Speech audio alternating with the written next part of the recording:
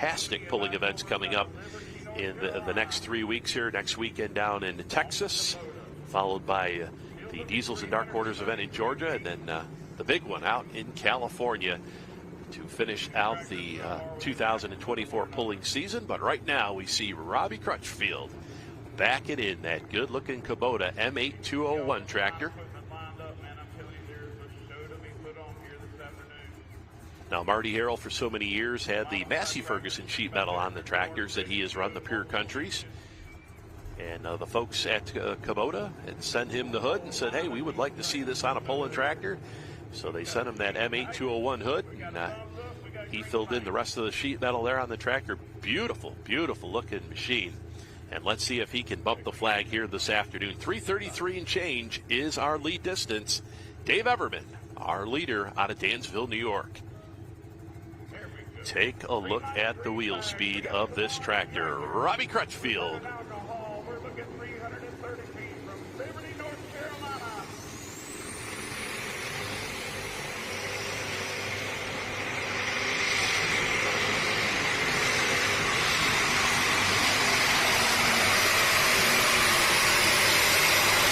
And there you go, Robbie Crutchfield coming right into your living room this afternoon. A head-on shot there. As you saw him cross-track, it started up on the left-hand side of the track, brought it down to the bottom side of the track here. And we will see if he has taken over that number one spot here. Robbie Crutchfield and that Pure Country ride. Just a gorgeous ride. You see Marty Harrell down there. He's got a big smile on his face. 2 nice passes here this weekend for his tractor as they'll lift the hood up and take a look at that plumbing. They've even got the Kubota orange on the plumbing work here of those big turbochargers. You see this setup right here, the 3 turbocharger setup. So popular in the superstock class, like we talked about. You're allowed to run up to 4 of them. As we'll take a look here on the replay. 3:36 and 57. We got a new leader. And we are in for a show here this afternoon with the Superstocks as Robbie Crutchfield will take over that number one spot here, cross-tracking it down to the right-hand side.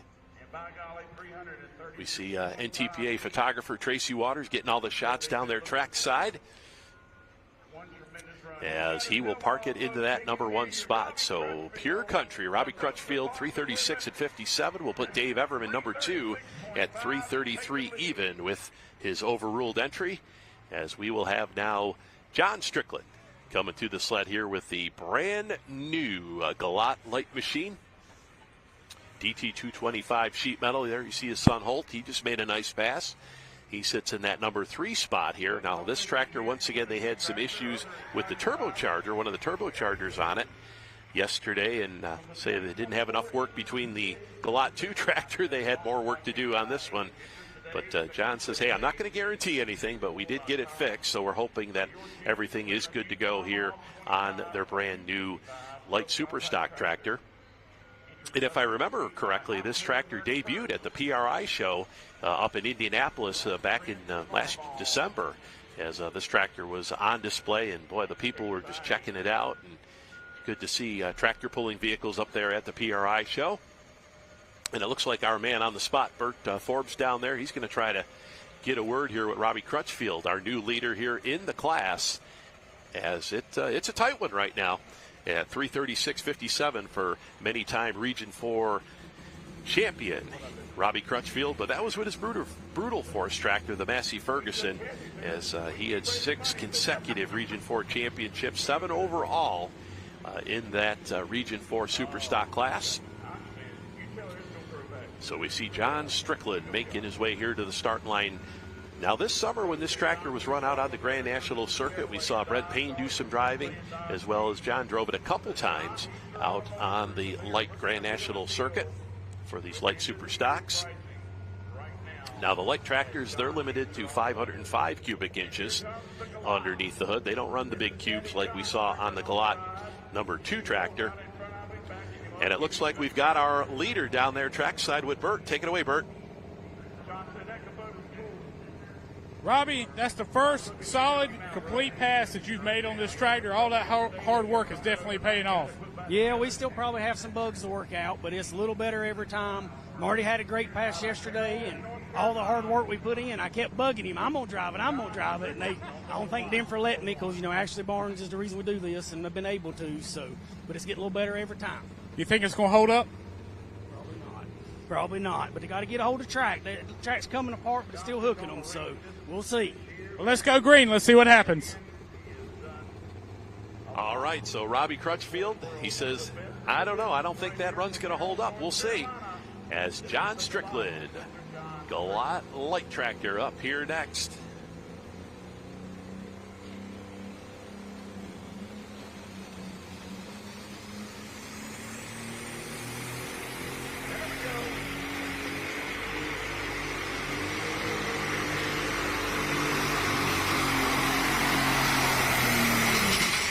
All right, so two nice passes for the Galot tractors. Good to see them make runs here this afternoon.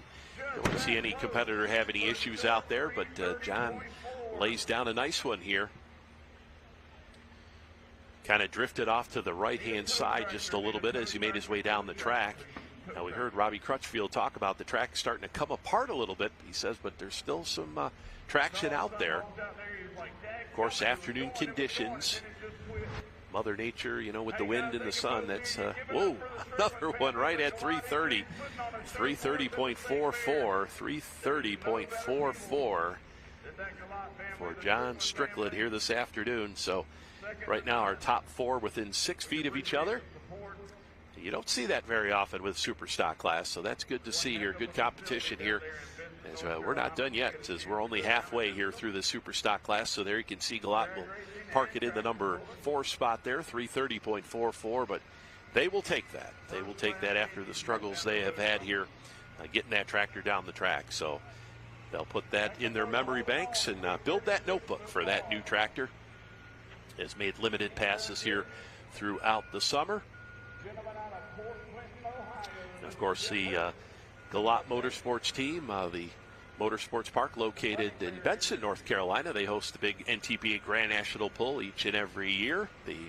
More or less the kickoff to the outdoor season, as they are down there usually about the end of May, early June. Their event, it kind of depends. Sometimes it's early June, and then sometimes it's like the last week in May, early June. So you just have to pay attention. Check out ntpapull.com for their schedule when things start to get signed in for 2025. Hard to believe we're done here with 2024. Just sounded like we were down at Galot Motorsports Park to kick off the Grand National Circuit. Is there you can see on the starting line, fans, Mr. Excitement, Jeff Hurt out of Port Clinton, Ohio.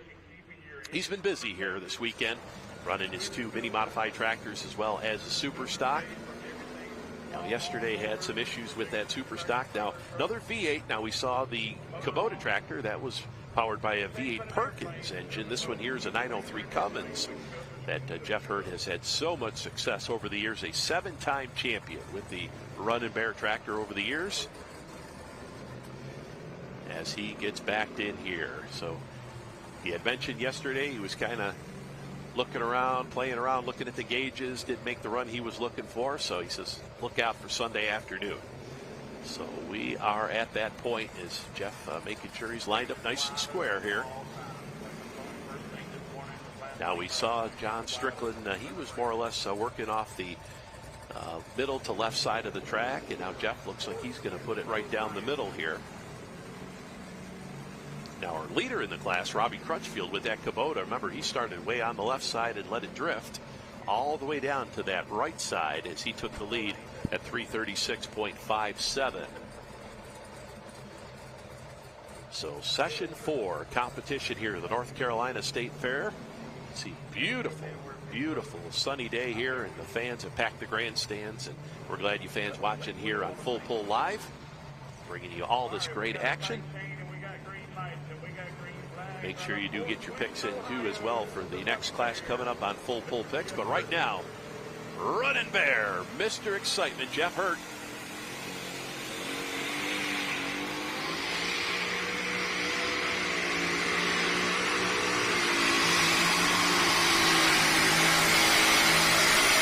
As the Run and Bear comes in your living room this afternoon, head-on shot there.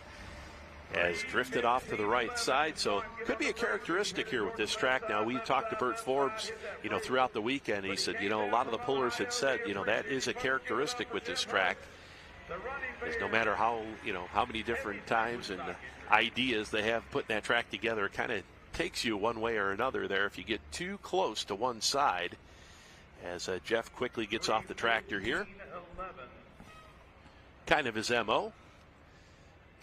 And we'll see here what the distance comes up here for Jeff. Boy, that tractor turning some RPM.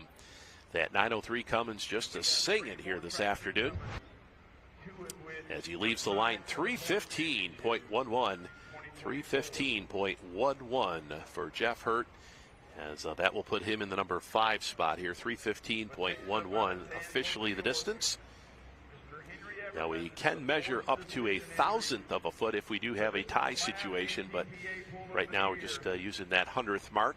As you see the Running Bear burning in there, those big 30.5 rear tires.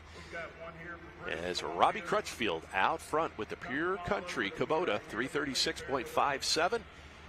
As we take a look at the front of that Forced Decision tractor, this is going to be Henry Everman out of Dansville, New York. We saw his son David out a little bit earlier with the overruled tractor. That was our first tractor in the class. And he is currently sitting in that number 2 spot at 333 even here. Of course, the Everman family, they have been down here at the North Carolina State Fair, big supporters of this event for so many years. As we get to Jeff Hurt off the track, as his dad Bill pulls him off here, and there was a rumor we might have seen Bill behind the wheel of the Running Bear this afternoon, but there, Jeff Hurt, little pop there after making his hard pass this afternoon. But going back to Bill Hurt, rumor that Bill might do some driving this afternoon, but they said no, the conditions weren't right. They weren't going to put Dad behind the wheel here, and would have been neat to see, but we'll have to wait for another time before we see Bill back behind the wheel. But good to see him on hand here this weekend. So we take a look into the eyes of Henry Everman, our next puller up here out of Dansville, New York. Got a big farming operation down there in the Genesee Valley, just south of Rochester, Dansville, New York. About 2,000 acres, corn and soybean that they farm down there. And of course, the Evermans, they love to pull tractors, that's for sure. One time had as many as 4 pulling vehicles. Henry had a couple super stocks, had this alcohol powered tractor as well as a diesel tractor, and had sold the diesel tractor. He just said, it just didn't have the time and keep putting that tractor back together. They've had some issues with it, so he sold that tractor and sent it down the road. But this tractor here, interesting story behind it. This tractor was built up at the Blackburn Racing Engines operation up there in Shullsburg, Wisconsin. Now back in western New York, where Henry runs so often, was getting beat quite a bit by the alcohol tractors, and he said, you know what? They forced me to do it. They forced me to build a alcohol-powered super stock, and he had done so. Went up to Blackburn's and had this tractor built. Case International MX210 Forced Decision. Many championships for Henry in western New York as well as eastern New York with this tractor. Runs it both in the light and heavy classes when available. Now we saw in his run yesterday, the tractor drifted hard to the left side, had to hit the brake and get out of it before he was taken out of bounds with this tractor. So let's see what lane Henry's going to pick here this afternoon. The Forced Decision, Henry Everman out of Dansville, New York. So we have got just 3 left to go here. So far it's been an all diesel show. I promise you, we got a diesel back there. As looks like Chris Hale's going to be, I believe, our final hook in the class as we get ready to go. Henry Everman, a Forced Decision, 336.57. He's got to beat it.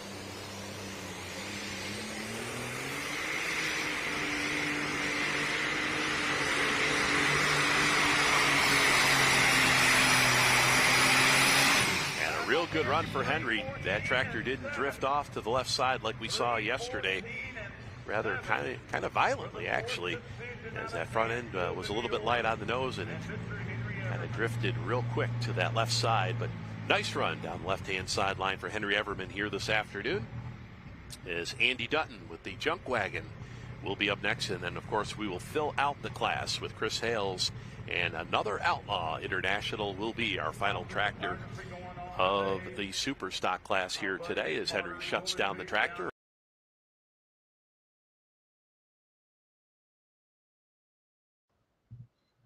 Well, thanks for tuning in to Weigh In Wednesday. Again, we're going to be in Lufkin, Texas this weekend. Catch it on fullpull.live or outlawpulling.tv. Head over to fullpullpicks.com. Make your picks.